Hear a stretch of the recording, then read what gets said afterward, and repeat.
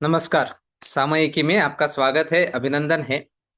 कल मध्य रात्रि के बाद सोनम वांगचुक जी ने मेदांता हॉस्पिटल में अपना अनशन तोड़ दिया, दिल्ली में। जगत प्रकाश नड्डा और जितेंद्र सिंह, मोदी सरकार के दो मंत्रियों ने उनके समक्ष सरकार द्वारा मानी गई मांगों का वाचन किया।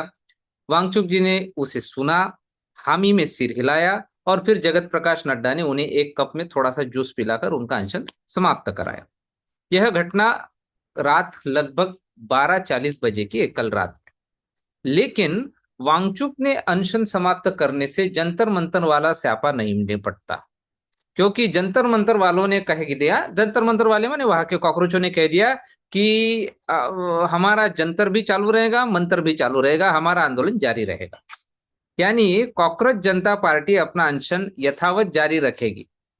वांगचुक के अनशन समाप्त करने के बाद भी जंतर मंतर की एक ही मांग है कि धर्मेंद्र प्रधान इस्तीफा दे। कल वांगचुक की भूख हड़ताल समाप्त होने से लगभग 40-45 मिनट पहले भारत के प्रधानमंत्री नरेंद्र मोदी ने एक वीडियो जारी किया। सब सोशल मीडिया पे भी आया, जिसमें उन्होंने फ्रेंड्स कहकर नौजवानों को संबोधित किया। उन्होंने बताया कि पेपर लीक के खिलाफ सरकार कितनी सख्त है। संसद के मानसून सत्र में इस विषय पर बिल लाया जाएगा और आज कैबिनेट की बैठक में उससे जुड़े मसौदे को अंतिम रूप दे भी दिया गया और वो पास भी करा लिया उन्होंने कैबिनेट में। लेकिन इन सब के बाद भी धरना समाप्त नहीं हुआ।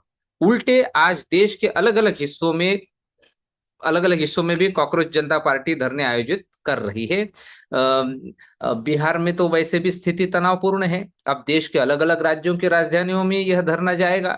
आपको याद होगा, मैं पिछले 7-8 दिनों से, कुछ दिनों से लगातार कह रहा था कि इस मामले को अभी सुलझा लीजिए, नहीं तो यह आंदोलन विष के जैसे देश में फैल जाएगा। क्योंकि लोगों को मौका मिलता है, जो अराजकतावादी लोग होते हैं उनको ये मौके चाहिए। इसलिए यह जानकर आपको हैरानी नहीं होनी चाहिए, मैं लगातार चेतावनी दे रहा था और ये वही स्थिति बन गई। अब एक बड़ा सवाल खड़ा होता है कि आखिर भारतीय जनता पार्टी और उसके नेतृत्व वाली सरकार इतनी देर से क्यों जागी? कुछ कुछ किसान आंदोलन जैसा पैटर्न क्यों अपनाया गया? जो काम कल रात मध्यरात्रि में हुआ, क्या वह एक सप्ताह पहले, 10 दिन पहले या एक महीने पहले नहीं हो सकता था? जंतर मंतर पर धरने को एक महीने से अधिक हो चुका है और वांगचुक भी लंबे समय तक भूख हड़ताल पर रहे। क्या यह पहल सरकार या प्रधानमंत्री के स्तर पर पहले नहीं हो सकती थी? सरकार और पार्टी दोनों किसी न किसी गलतफहमी और गफलत में तो रहे ही होंगे।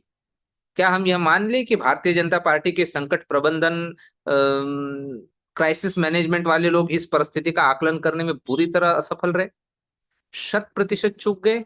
ऐसा मानने के तमाम कारण और तर्क है। जिन लोगों के ऊपर यह जिम्मेदारी होती है कि वे सरकार और पार्टी पर आने वाले संकटों को समय रहते समझे और उनके समाधान की रणनीति तैयार रखे, वे इस बार भी किसान आंदोलन की तरह औंधे मुंह गिर पड़े। वे कुछ भी नहीं कर पाए। उन्होंने सरकार को जो भी सुझाव दिए, वे सब उल्टे पड़ गए। पहले समझाया गया कि कुछ नहीं होगा, मामला छोटा है, प्रतिक्रिया नहीं देनी चाहिए, नहीं तो छोटे लोग बड़े हो जाएंगे। लेकिन नतीजा क्या निकला? पूरी सरकार फंस गई। अंत में स्थिति ऐसी बनी कि समाधान का रास्ता ढूंढना पड़ा। संसद से लेकर सड़क तक और दिल्ली से लेकर राज्यों की राजधानियों तक एक ऐसा माहौल बन गया। इसका सबसे बड़ा राजनीतिक परिणाम यह हुआ कि कांग्रेस को पुनर्जीवित होने का अवसर मिल गया। राहुल गांधी पर आरोप लगता है कि वे छुट्टियां मनाने विदेश चले जाते, सड़क की लड़ाई नहीं जानते और आंदोलन नहीं करते। लेकिन उन्होंने इन आरोपों को धोने की कोशिश शुरू कर दी। प्रधानमंत्री के निवास पर जिस दिन उन्होंने धरना दिया, उस दिन भी वे लगभग 3 घंटे तक देश भर के चैनलों पर लाइव रहे। और कल जब वे महात्मा गांधी स्मृति स्थल गए, तब भी लगभग 1.5 से 2 घंटे तक राष्ट्रीय चैनलों के प्राइम टाइम में लगातार लाइव बने रहे। क्या इसे भाजपा की बुद्धिमानी कहेंगे? क्या यह उन बड़े नेताओं की सफलता है जिनके बारे में माना जाता है कि वे चुटकी में किसी भी समस्या का समाधान निकाल देते? नहीं, कहीं न कहीं पूरी रणनीति, समरनीति और व्यूह रचना औंधे मुंह गिर गई। अन्यथा जो काम कल रात 12 से 12:45 के बीच हुआ, वही काम यदि 15 दिन पहले हो जाता तो न संकट खड़ा होता, न इतना राजनीतिक नुकसान होता। अब प्रधानमंत्री को यह पता लगाना चाहिए कि पार्टी और सरकार के भीतर ऐसे कौन लोग हैं जिन्होंने शुरुआत में नेतृत्व को यह सलाह दी कि उधर मत देखिए, प्रतिक्रिया मत दीजिए, 10-15 दिन में आंदोलन अपने आप समाप्त हो जाएगा। वे कौन लोग हैं? भाजपा को उन्हें पहचानना होगा और पार्टी तथा सरकार में एक बड़ा ऑपरेशन करना होगा। ऐसे लोग जो बिना वजह बड़ी बड़ी बातें करते रहते हैं, उन्हें चिन्हित करना आवश्यक है। कई बार नादान लोग बुरी तरह फंसा देते हैं। अब कौन नादान है और कौन बुद्धिमान, इसकी खोज तो प्रधानमंत्री करे।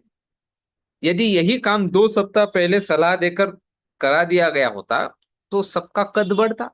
शायद राहुल गांधी जी को प्रधानमंत्री आवास पर धरना देने का अवसर भी नहीं मिलता और गांधी स्मृति पर 120 130 सांसदों के साथ जाने का मौका भी नहीं मिलता।